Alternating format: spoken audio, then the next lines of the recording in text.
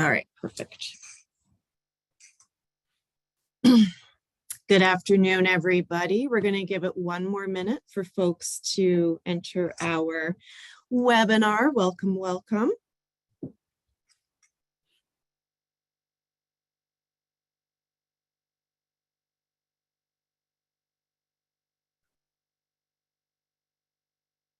Okay. I hope everyone's got their lunch already or a good cup of coffee. Okay. Great, thanks so much. I'll get us started today just so we stay on time because we're sticking to our 1 hour lunch and learn. My name is Rebecca Gokert and I'm the director of the Evaluation Capacity Network. I'm a professor in the School of Public Health at the University of Alberta. And I want to welcome you today to our Lunch and Learn session. And thank you for taking time out of your day to join us for the next hour in what I'm expecting to be a very rich conversation. Please know we're recording this session. For those of you that joined, you'll see that, and we will make it available on our YouTube channel. We'll send out a link after the session for that recording.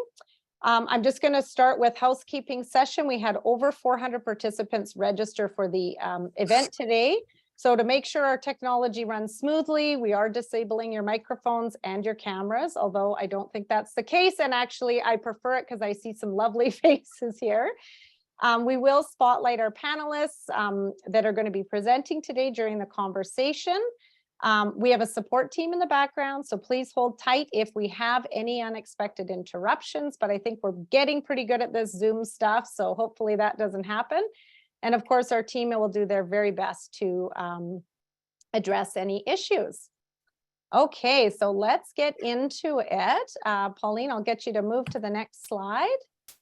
So the purpose of our session today is really to start a conversation and to engage in dialogue about decolonizing and Indigenous approaches to evaluation. Obviously, there's great interest in this space and starting that conversation with us today because we have had a lot of interest. This is an area of great interest to our network members, and we've really invited you here today to join us with an open heart and an open mind in conversation.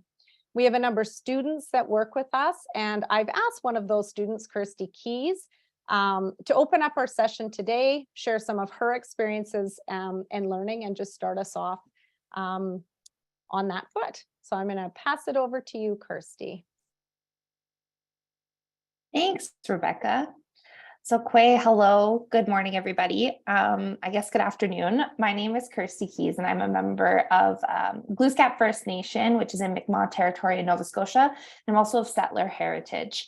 And I've lived here in Amiskwachi, Waskagan, Edmonton, Alberta, Treaty 6 territory all my life. I've been a student with the ECN for 3 years, and I'm a PhD candidate at the University of Alberta studying school and clinical child psychology. And my dissertation is a community-based study about Cree parenting in the early years. When I think about acknowledging the land that I'm on for today's session, I think about acknowledging all the Indigenous peoples on these lands that I've been so lucky to be supported by and learn alongside. Due to the impacts of intergenerational trauma and colonization, I didn't grow up knowing much about my indigeneity. And yet my First Nation continues to support me. And here in Edmonton, I've been lucky to be supported by First Nations and Indigenous cultures that I'm not ancestrally a member of. In the last 4 to 5 years, I've been trying to understand my identity. And to me, it's been important to look at the research and evaluation work I do to understand how it's harmful and colonized and how it can be changed to be more meaningful and beneficial for the communities I am so lucky to be surrounded by. So today, I'm gratefully acknowledging all the Indigenous peoples who have been on this land for centuries, which for me includes the Cree, Blackfoot, Dene, Métis, Nakota Sioux, Iroquois, Ojibwe, Saulteaux, Anishinaabe, Inuit, and Mi'kmaq peoples. I acknowledge that these peoples have historically been harmed by the fields I'm in and have important knowledge and ways of knowing and being to live and share, and have been willing to walk alongside me and my colleagues to teach and learn with us as we try to learn and change our practices to be better. And I encourage everyone to think about what this means to be on the land that they're on today as we talk about Indigenous evaluation. And I am looking forward to these conversations. So thank you, and I'll pass it back to you, Rebecca. Thank you so much, Kirsty. And somebody welcomed us as well at a god-awful time in Australia. So many of you on the call today may know the Evaluation Capacity Network. I'm seeing lots of familiar faces and names, but some of you may be new. So I'm just going to take a really brief moment to tell you a bit about our network and introduce you to our speakers for today. So the ECN is an interdisciplinary and intersectoral network. We're housed within the Community University Partnership for the Study of Children, Youth, and Families in the School of Public Health at the U of A. We support individuals and organizations across our municipality, our province, and nationally with research and evaluation. The requests we get range from needing the support of a graduate student, helping build an evaluation framework, building evaluation capacity in an organization, or taking on an evaluation of a large initiative, or anything in between, really. So today's session is a way for us to bring attention and discussion to a topic that is really relevant and very important to our current partnership with communities, and that's Indigenous approaches and decolonizing approaches to evaluation. So I'm really pleased to welcome Dr. Melissa Tremblay and Larry Bremner to engage us in a dialogue and help us critically reflect on our work in this area. So Larry probably doesn't need an introduction. I know many folks know him. He's worked in social research and evaluation for 45 years. Larry's recognized for his expertise and willingness to share his knowledge, particularly in the area of Indigenous and decolonizing approaches to evaluation and the inclusion of people such as children and youth, whose voices are habitually overlooked and undervalued. Larry's the former president of the Canadian Evaluation Society, where he represented them on the international stage, where he was a driving force behind the creation of the Global Eval Partners Network, Eval Indigenous. And in 2007, Larry received the CES Service Award, and in 2018, the Contribution to Evaluation in Canada Award. In 2019, he was inducted as a Fellow of the Canadian Evaluation Society, the Society's highest honor.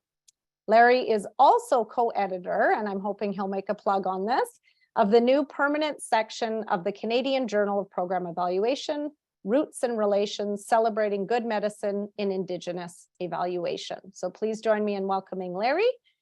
And Dr. Melissa Tremblay is a member of the Métis Nation of Alberta, born and raised in rural Alberta. And I've had the privilege of working alongside Melissa for many years. She's an assistant professor in the School and Clinical Child Psychology program here at the University of Alberta. She's a registered psychologist and an Indigenous liaison with the Canada FASD network. Melissa's worked in the field of evaluation for over 10 years and maintains a private evaluation practice. Her research takes a relational, community-based participatory approach and has allowed her the privilege of working in partnership with Indigenous peoples, communities, schools, and agencies across the country. In 2019, Melissa received the inaugural MyTax Award for Outstanding Innovation Indigenous, and more recently, she received the Community-Based Research Canada Emerging Community-Based Researcher Award. Her work maintains a strong focus on advocating for transformative, community-grounded approaches to supporting Indigenous children, youth, and families to access their strengths and wisdom. So we are definitely in good hands for a conversation today. So just in terms of our process, I'm going to hand it over to Larry, which I know is, and Melissa, which is why you've come today, shortly. They're both going to share some of their experiences with us for about the next 20 minutes. We're then going to open it up for conversation, questions, comments, discussion. All the questions from our speakers can be shared in the chat box throughout the session. So please don't hold on to your questions, pop them in the chat because we're going to be compiling them. And Michelle Cyril, who's a colleague of mine, she's also on the call today. And I will pose the questions to our speakers directly during our discussion time. So again, don't hold on to those questions, pop them in the chat, and we'll make sure that, that we ask them for the remainder. And our goal is to wrap up at 1 o'clock and get you on with the rest of your day. So with that said, I am going to pass it over to Larry. Okay. Thank you, Rebecca.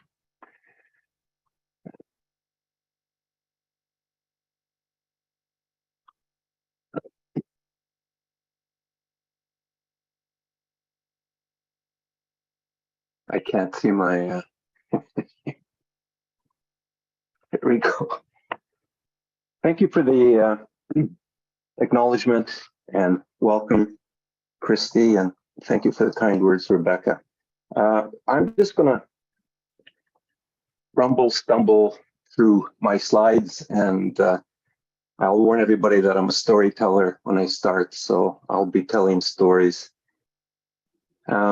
Today I am on the banks of Lake Winnipeg, which is the Cree territory, the traditional homes of the Anishinaabe, Cree, Oji-Cree, Dakota, and the ancestral land of the Red River Métis, of which I am one. This slide is my life on a slide. Mrs. Rose Bremner was born Rose Boucher in St. Francois Xavier, moved to Saskatchewan with her family, married my great uncle, Moise Bremner.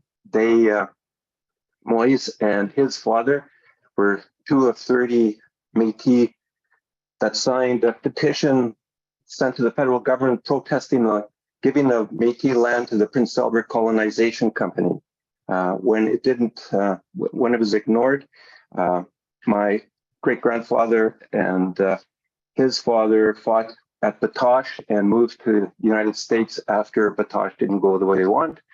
And the bald person pointing at us there is my grandfather, who was born when they moved back and homesteaded in what is now Saskatchewan in 1905. I live and I learn, and this is where I live and I learn. My Indigenous colleagues up in the top there are all members of Eval Indigenous and Stewardship Circle in the Maritime Atlantic Canada. And Eval Indigenous, below all the people holding up the SDG, is in Kathmandu, and that is where Eval Indigenous was declared a Eval partner network. For those of you who are listening, who are becoming evaluators or thinking about becoming evaluators, I never thought when I started my evaluation and research career that in fact it would lead me to wonderful people who are working to change their communities and their governments all over the world. And these are some of the places I've had the great fortune of working in and with people. As Chilsa said in 2012, and I started, as Rebecca mentioned, I've been involved in evaluation for a very long time, and it started just realizing that we were doing evaluation to people just sort of like we do learning to kids. And in fact, we weren't getting voices of people in the communities to be meaningfully involved in the evaluations. And as Chilsa said, the whole Euro-Western tradition excluded the knowledge systems of formerly colonized and historically marginalized groups, including Indigenous people. If you look at what Scriven said, which was one of his foundational documents, I think, of evaluation, he talked about evaluation referring to the determination of merit, worth, and value.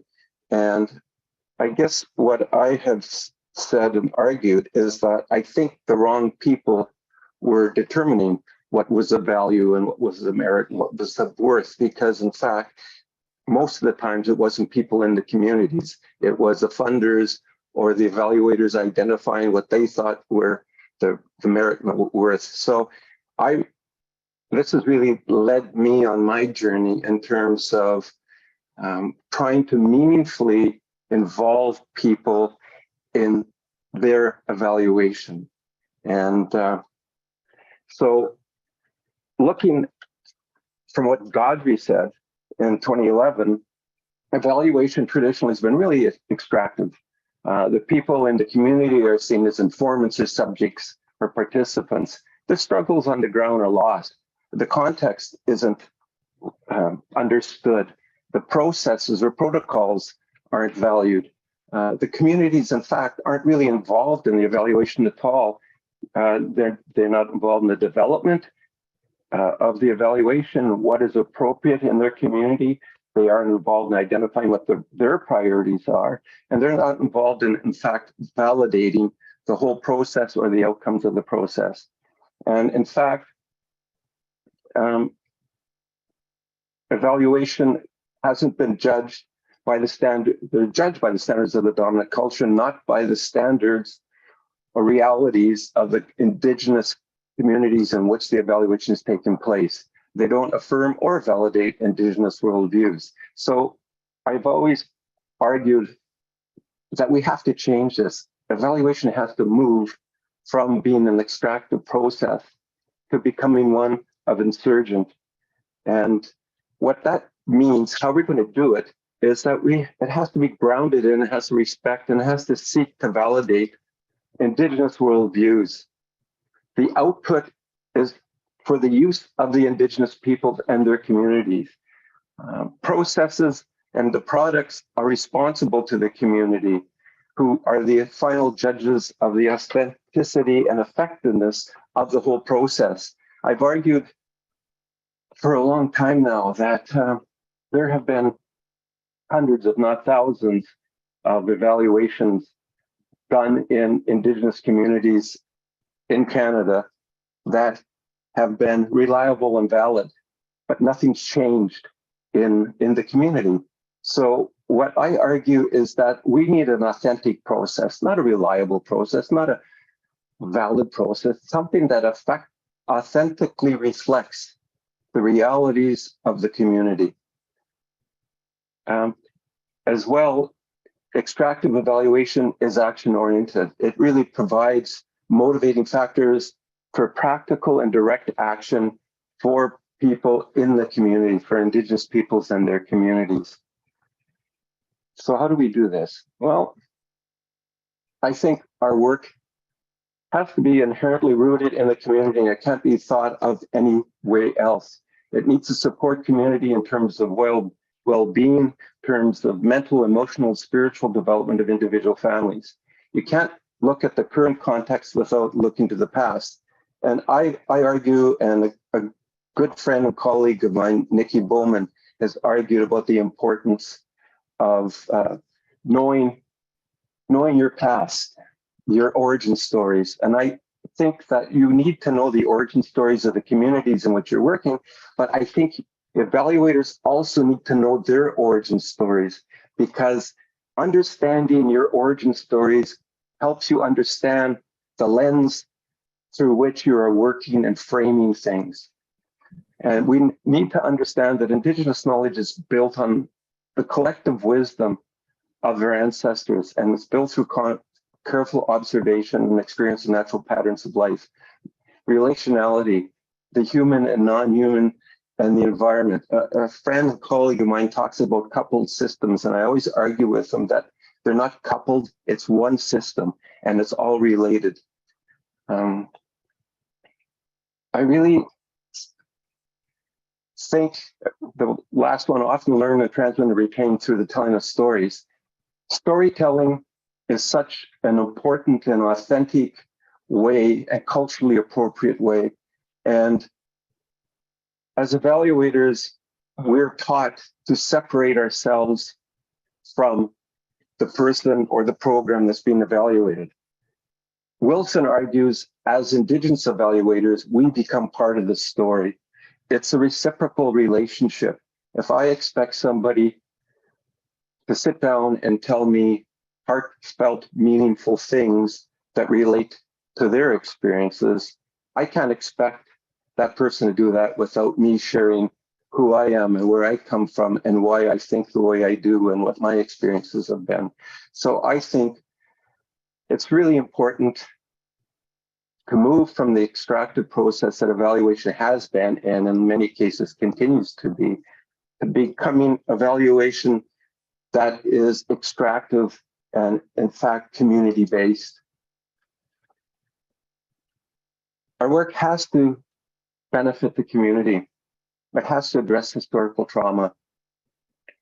It needs to help communities heal from their cultural repression, which in fact evaluation has been culpable for. I think evaluation has helped maintain the status quo, the the colonial past in many, many ways. And we have to start accepting that we are responsible, and our responsibility means we have to change the way we work, and we have to help communities address the historical trauma and heal from the repression that we've been in some ways responsible for.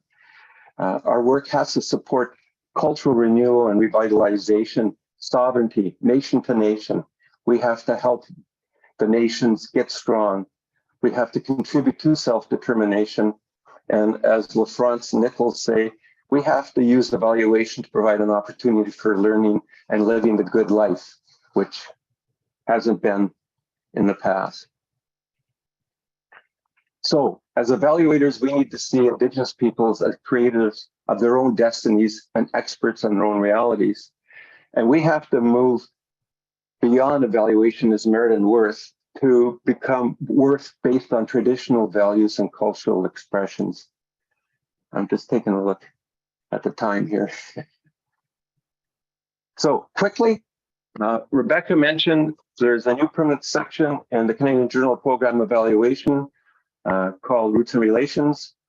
Nikki and I are the co-editors. Our first edition is coming out this June. We just finished the call for the second edition, which will be next December. But if anybody who is participating in this today would like to submit, please email me. There will be a call coming out in the next couple of months. We are decolonizing the journal. So it can be beadwork, it can be audio, visual, it can be whatever, as long as it relates to evaluation. We want to celebrate Indigenous traditions and evaluation, and we want Indigenous voices to be heard. So thank you for putting up with me and listening. I really appreciate you taking the time to listen to both myself and Melissa. Thank you. Thank you so much, Larry. We're dealing with some technical issues that our Zoom only let 100 participants in. So there is a lot of people kind of knocking at the Zoom door and not able to access. But what's wonderful is we are recording it, and we'll record the conversation as well. So folks will have access to that. I'm going to pass it to Melissa now, if Melissa would like to share her experiences. Okay, I thought it was kind of funny that it was exactly 100 participants on the dot. All right. So Pauline, you can see my slides okay? Yeah, okay. Good. Well, thank you so much for being here today in this virtual space. Like many of us, I'm joining you from Treaty 6 territory today. Thank you, Larry, for sharing your wisdom. I could listen to you talk all day, and Kirsty for starting us off in a good way. But since we only have the lunch hour here, I'll get to it. What I really want to share with you in the next 10 minutes is just some glimpses into my most important learnings, having worked in this field of evaluation alongside Indigenous peoples and communities, which will really reinforce what we've heard from Larry in a lot of ways. So I wanted to start just by introducing myself, which for me involves introducing my family. I have a couple images to kind of describe who I am. So the picture on your top left is a picture of my parents holding my oldest brother. They were only 14 and 18 years old when they had my oldest brother in the 1970s. There's also pictures of my 3 children on this slide. So I'm a mom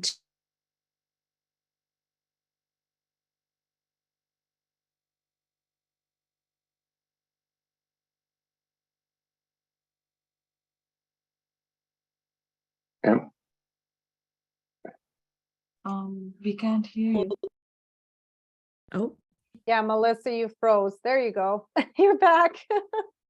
sorry, just my luck. My internet connection is unstable.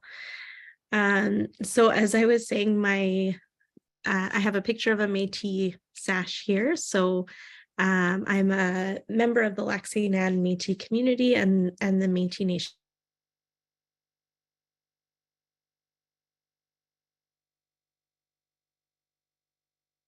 experiences and layers of privilege, and I don't ever claim to speak for any Indigenous person or community.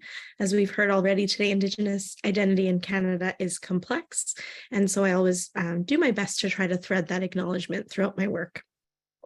I also have a picture of the Faculty of Education building on this slide, where I'm a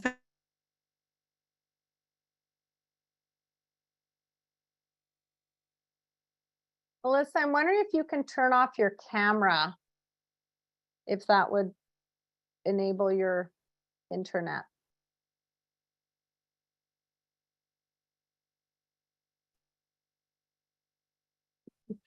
Are you able to hear me still, Rebecca? Yeah, now I can hear you. Okay, so sorry. All right, so I wanted to spend just a moment speaking to why this topic of Indigenous evaluation is so important. We heard this from Larry already, so I won't spend long on this, but it's worth reiterating that many Indigenous peoples and communities have experienced a history of exploitive and harmful evaluation practices. We often refer to this as a helicopter approach, where evaluators or researchers come in, extract information, and then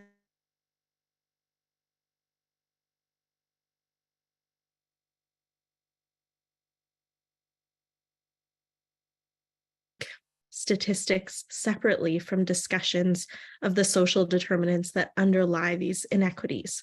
And so there's an obligation that this history imposes on evaluators to do better by not just evaluating programs or initiatives based on outsider metrics, but by deeply listening to and understanding community perspectives on the initiatives or programs that we're seeking to evaluate. Because really, this is a colonial story. As evaluators, researchers, and for myself as a clinician, we're often taught to be deficit-focused, problem-centered, and reactive. But although research and evaluation, we know, can be tools for colonization, they can also be used as tools for reshaping the narrative about Indigenous health and wellness and taking a critical lens to the colonial story that we so often hear about Indigenous peoples. Indigenous peoples have survived generations of colonization, and that speaks to our strengths and resilience, and we can bring that to the table in evaluation. And so if we're going to do meaningful evaluation with Indigenous communities or Indigenous-led evaluation, we have to recognize and honor these strengths and wisdom with our evaluation approaches. Part of that is through relationality. So what does that mean? Well, it's about acknowledging the whole person in relation to our spirit and our wellness, other people, other generations. And if we're thinking from an Indigenous worldview, we're always in relationship with other people, other non-humans. And so that complicates the ideas of objectivity and neutrality that we often cling to as evaluators. If we're thinking about relationality as central, we actually have to move beyond engagement toward relationships. So we use the term engagement quite frequently in the evaluation world.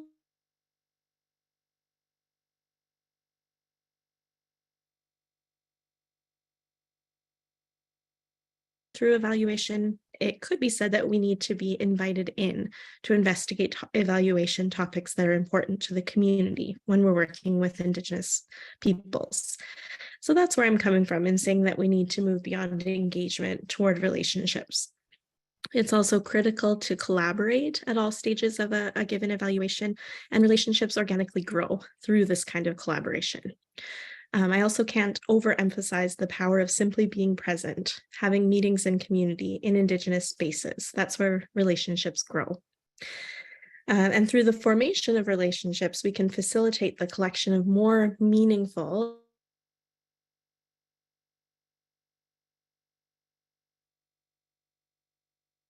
to be as quote unquote objective and distant as possible.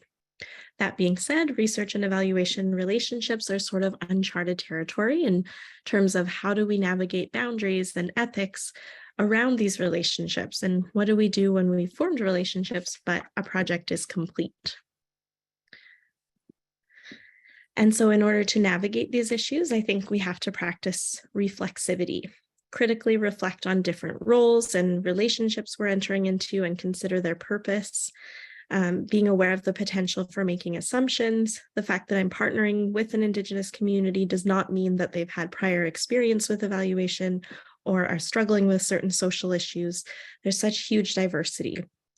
Also, colonization is not relegated to the past, as we've heard already. So thinking critically about how are we contributing on an ongoing basis to colonization through evaluation. Many of us have been trained in the very worldviews that have been imposed on Indigenous people through colonization, and asking those hard questions to reflect on our knowledge. So how do I know what I know? Where do I get my knowledge from? How do I determine what sources of knowledge are credible and what values underlie those perspectives? I think reflexivity and humility go hand in hand. The people I work with want to know that I'm willing to learn, admit my mistakes, and try to improve. That means recognizing when a certain method that I've planned out falls flat and I need to go back to the drawing board and think about adjusting my methods to be responsive to the community and the population I'm working with. And being willing to venture outside the typical evaluator scope. So I've done everything from holding someone's baby or playing with their kids so they can fill out a questionnaire for me, to serving food at events and washing dishes and cleaning up after events. And then positioning myself as a learner. So not positioning myself as an expert coming into a community, but as someone who genuinely wants to learn, not taking for granted that I know what a meaningful evaluation should look like, but exploring and learning together with community partners. And finally, letting go of some control, which if I'm walking into a project and I'm truly interested in a meaningful and usable evaluation, and I want to control every aspect, I'm setting myself up for failure because it doesn't work that way in practice. Community partners have to share that control over the evaluation process, or evaluators risk just simply replicating colonial practices and not affirming the rights of Indigenous communities to make decisions about the practices and services that impact them. Accountability is also huge. So here I'm talking about responsibility to learn about the culture and ways of knowing of the community I'm working with, honoring the relationships we form through evaluation.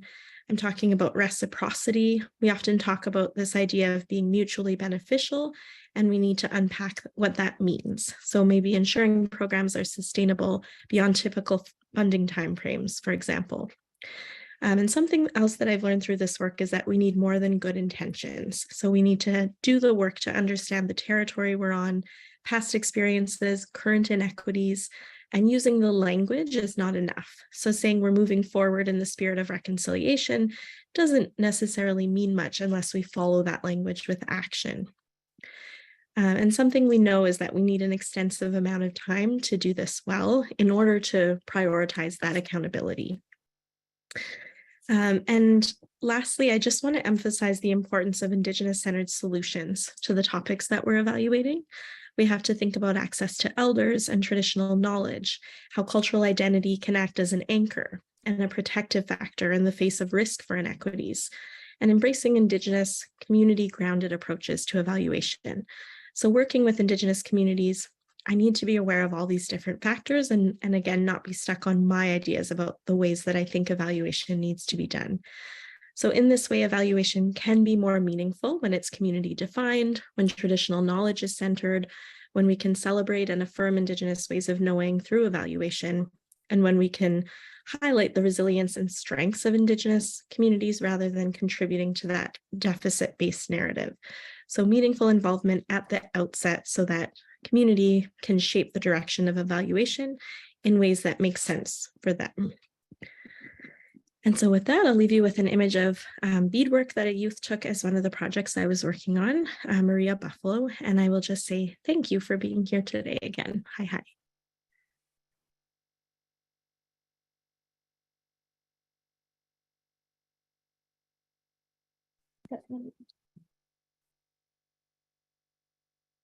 Hello, everyone. My name is Michelle Searle, and I'm an assistant professor of educational evaluation at Queen's University.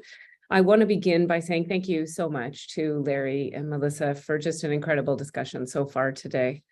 We really value the ideas that you've shared and the generous gift of your knowledge. And I appreciate also how patient our audience has been. We've had a few technical problems, but we're going to persevere because this is such an important discussion. And so we're going to move to the questioning part of our session today. And I'd like to invite you to share your questions in the chat. We are having a look at those, and I'm going to interweave them in our discussion.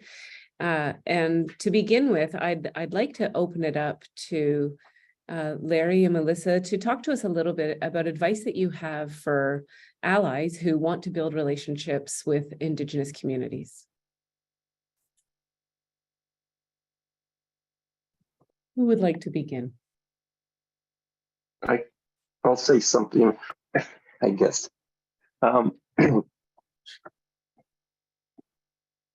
Allies are really very important with the increase in attention that's been given to Indigenous evaluation over the last few years. And in fact, if it hadn't been for, I know in my particular case, an experience, I guess, there are people talking about Indigenous evaluation now who would not be doing so if allies who had access to different levels of government and organizations weren't there speaking on our behalf. But I think in terms of, and Melissa mentioned this, and I sort of briefly went, I guess, over it, is it's one thing to be an ally, but if you're going to be an ally, you have to rebuild the trust that's been broken time and time again in communities because of research or evaluation that hasn't really benefited the community. And the last time they saw the evaluator, the researcher was getting on a plane and leaving, and they never heard about what happened to the report or what it meant to the community. So if you want to be an ally with people in the community, this is, again, I'm speaking from my perspective. I'm not speaking from, to rebuild the trust, you have to spend some time in the community. As Melissa said, you have to see yourself as a learner. I always make the joke that Linda, my life partner and work partner, tells me that I learn something new. I can learn something new every day if I start out stupid enough. And in fact, I do learn something new every day. And I think that's really important. And I think as an ally, you have to be willing to become a recognized face in that community. You have to be willing to take the time to let people know. And Melissa again talked about humility. You have to go into communities with a certain degree of humility, understanding that in fact, people don't know who you are, why you're there, where you come from, what your history is, and they know that you know who they are, what the realities are, what the contexts are. So I think it takes time, it takes a willingness to be open and exposed, and I think it takes time to become accepted. So that's, I'm rambling on. Melissa. Yeah, no, that all I completely agree with. Also, when you asked that question, Michelle, I think what came to mind for me is whenever I'm asked that question, because I do get asked that question by students or colleagues, like, how do I start building relationships with these communities? I always wonder, what's the purpose? So has someone from that community come to you with an idea for a project? Or is it you, maybe as an outsider, wanting to begin a project where you're not yet sure if that community, if that's a community priority, right? So I always come back to what's the purpose, and also thinking about and learning from community members as to what they see as an ally. So my ideas about what an ally is might be really academically informed, but from people that are living the different realities that we are researching and evaluating, the term ally can mean lots of different things. So that's an important piece for me too. And then I would just underscore as well what Larry had mentioned about just spending time is, I think, the number one most important thing in terms of relationship building. Thank you both. Thank you so much. We're having quite a few questions in the chat about approaches. And so I'm wondering if you could speak to us a little bit about the difference between research and evaluation, and from an Indigenous perspective, are they similar terms for similar things or different terms? And also some of the differences that might be at play between Indigenous evaluation and participatory evaluation or other types of evaluation.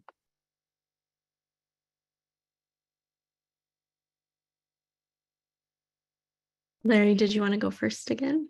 No, your turn. I was trying to cop out there and get you Oh, to... well, No, I'm kidding. Yeah, so sometimes I do use, and when I was speaking, I think I probably did use research and evaluation because I see them as there's so much crossover in a lot of ways. In terms of the difference between Indigenous evaluation and participatory evaluation, I think participatory evaluation and research can be seen as sort of on a spectrum, right? Where we may have investigator-driven evaluation and research on one side and community-driven on the other side. And then there's different levels of collaboration that we can have in between those two sides. But I think that all evaluation with Indigenous peoples and communities needs to be on the more participatory side of the spectrum. So I would argue that all Indigenous evaluation should be participatory, but not all participatory evaluation is necessarily Indigenous evaluation, right? So we can have participatory evaluation that is not Indigenous led or doesn't focus on working with Indigenous peoples or communities. Yeah, I hope that kind of makes sense. I don't know if you want to add to that, Larry. Sure. So I guess there's a couple of things. I see research as an exercise where you look to see if there's a particular thing that might you see improve or a community, and you do research on that, and you develop a program or whatever it is, and then you have the evaluation is seeing if in fact that does improve whatever it was supposed to be. So it's different, but I guess one of the questions was about the language, and I've argued now for a while that we have to change the language of evaluation, because you go into communities and people don't know what the hell you're talking about. And I was doing something in the Northwest Territories, and an elder said to me, Larry, we don't have a word for evaluation in our language. We have something that's like looking inside. Maybe that's evaluation. But I really think, sometimes evaluators go in and they're going to, do some kind of randomized control or whatever, and people are looking at you like, what? Like, what are you talking about, right? So I really think that we need it. We're still using Euro-Western language to describe what we're doing. And I think we have to change that language so that it's meaningful with the people we work with. I also think that as Nan Wapahidia from his Maori, who's a friend and colleague, says, we have to move from evaluation being done to us, being done for us to becoming done by us as us. And I see things like cultural competency, participatory evaluation, cultural responsiveness are words to help ensure that non-Indigenous people will continue to work in Indigenous communities. And I think that we have to get our heads around that Indigenous people are at the point in many, many communities where they want to take on the quote unquote evaluation role for themselves and for their people. And it's time for us to butt out in a way, right? So I think,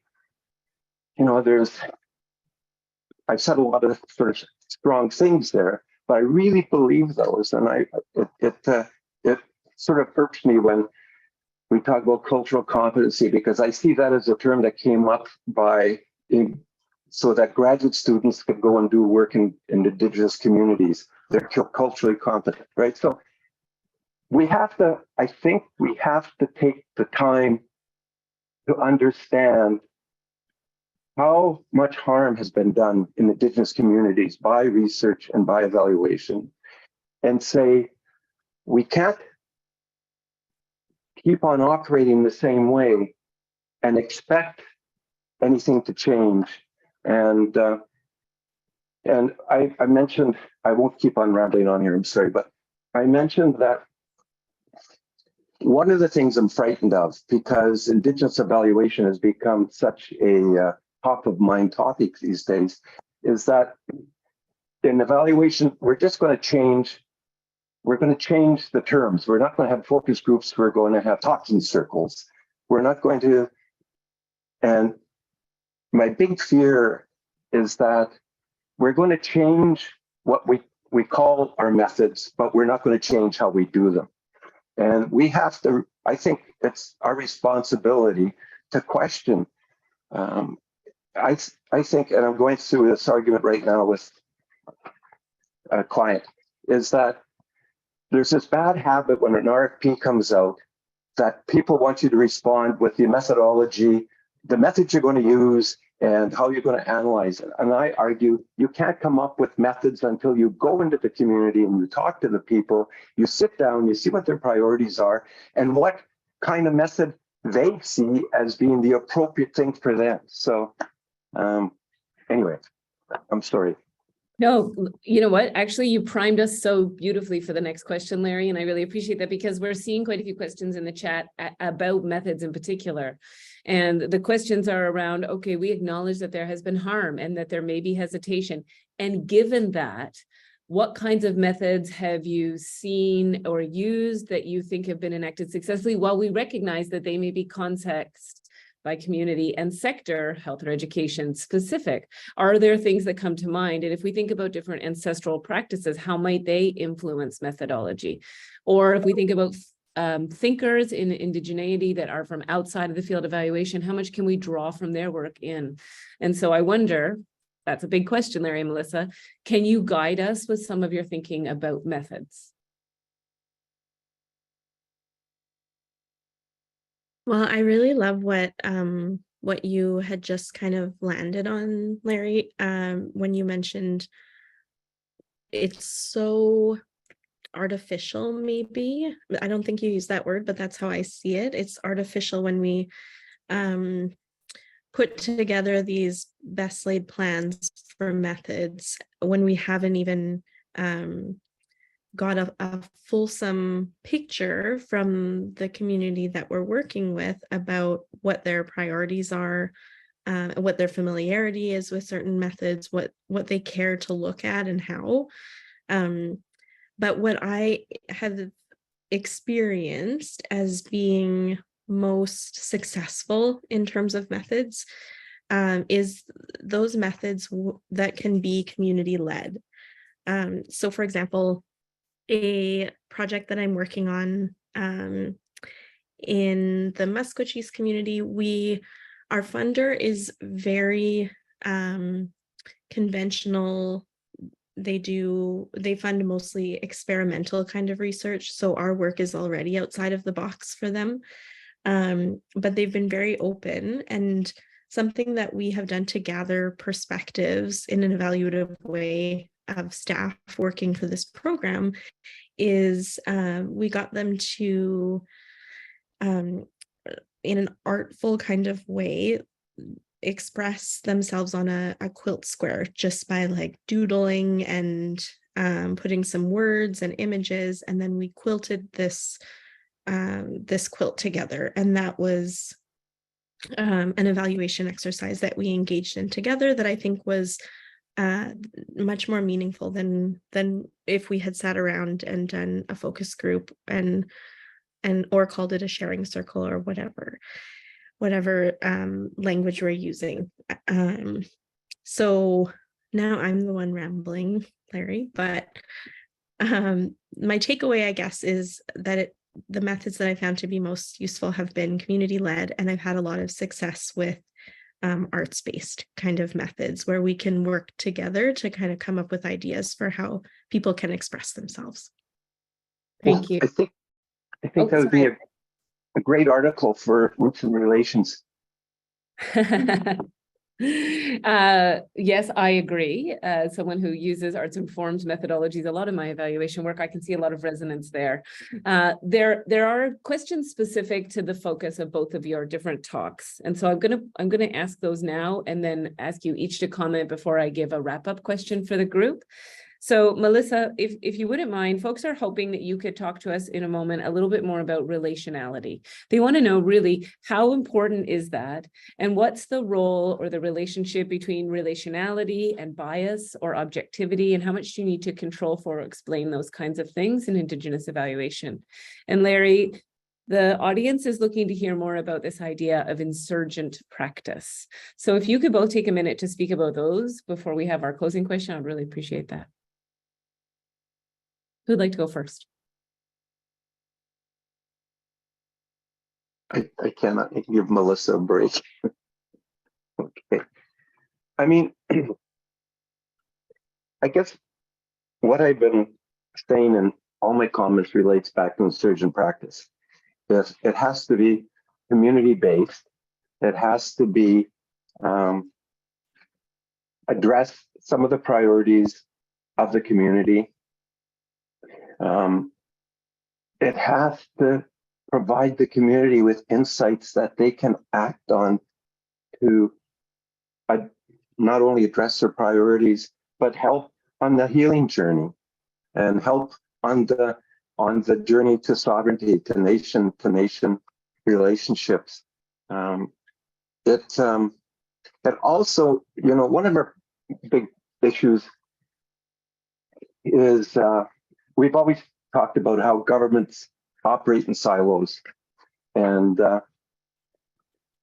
but funders fund in silos, and evaluators evaluate in silos. And what we have to do, if we're really going to become insurgent, is move evaluation to become a holistic thing. Like I remember I was talking in a First Nation in Yukon at one time, and there was this project to increase post-secondary participation rates of First Nation students.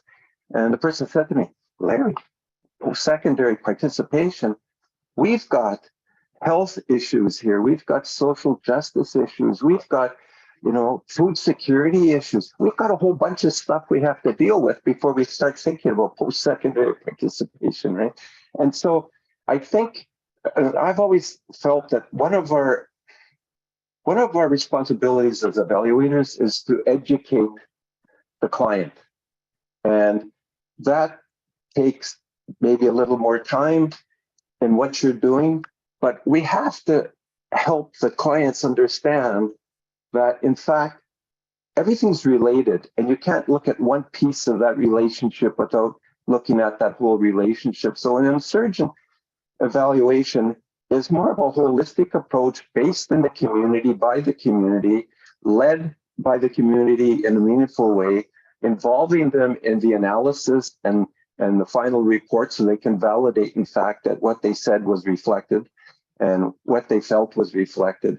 So I think insurgent is moving it out of the office into the community. maybe that's one of the ways to say it. That's great. Thank you so much, Larry. And Melissa, could you share with us a few thoughts about relationality? Sure, yeah. Just really briefly, I would say in terms of the importance of relationality, I think it's absolutely central. I would say if you are an evaluator that maybe doesn't have the time or capacity to form relationships with the communities you're working with, then the evaluation is not going to be successful. And the question was also about relationality, but don't we need to control for bias and objectivity? And I would ask why? Why do we need to be preoccupied with these very conventional and really colonial kind of concepts, right? So yes, there are funders that are concerned with things like bias and objectivity and controlling for these things, but we all as evaluators bring bias and subjective experiences. So it's not necessarily about eliminating those, but about embracing those and being transparent about how those impact our work. So those are my biased thoughts as a more of a qualitative researcher. And Can I just jump in for a sec? Guess so, Larry. Okay. I really completely agree with Melissa, and I've always said there's no such thing as objectivity. And there's a great quote in Wilson Research's Ceremony where he quotes an Indigenous researcher, and it said something like, people are feeling, loving, touching beings. If you cut your head off from the rest of your body, all you're going to do is do harm not only to yourself, but to the people you're working with. And that's what, I mean, look where objectivity and research and evaluation has got us, right? It hasn't really, so I think it's an outdated colonial term, objectivity, and I think it has no place in evaluation.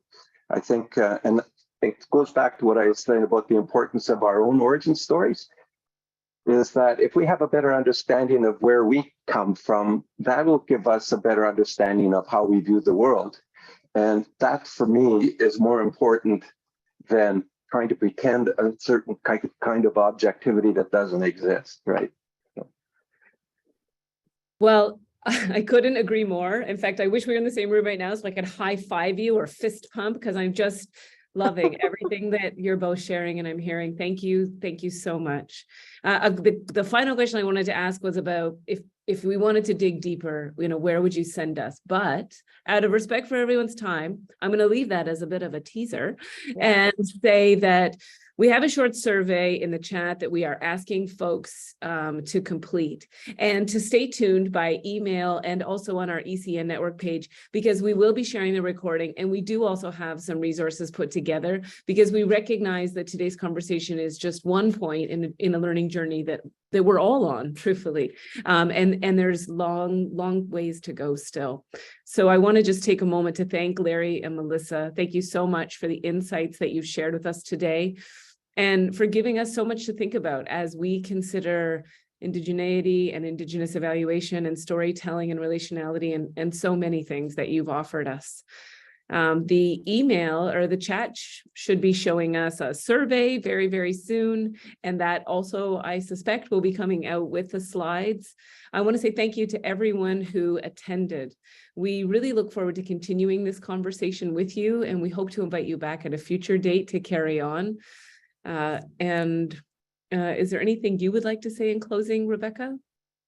Yeah, I think this, just to reiterate, Michelle, thank you for joining us and putting up with our technology. And I've been frantically sending emails to about 100 participants that were desperate to get in. So the link is in the chat. If you have a few moments, please stay on and fill out the survey. We do want to hear about you, or hear about your experiences today and what you want to learn more about. There were a lot of fantastic questions in the chat. We have captured those. So this, again, is the start of a conversation. I haven't told Melissa and Larry yet, but I'm already brainstorming part 2 to this so that we can ensure those that couldn't make it can continue to engage in the discussion. So, and we do have a resource list, so we'll make all of that available to you as soon as we can. So enjoy the rest of your day wherever you are located and whatever time it is. And thank you so much for joining us. And thank you to Larry and Melissa and our team that put the event on today. Wonderful. Thank you. Look forward to the email. I joined by phone, and even by phone, it was excellent. Thank you so much. Thank you. Thank you, everybody. Bye. Bye. Thank you.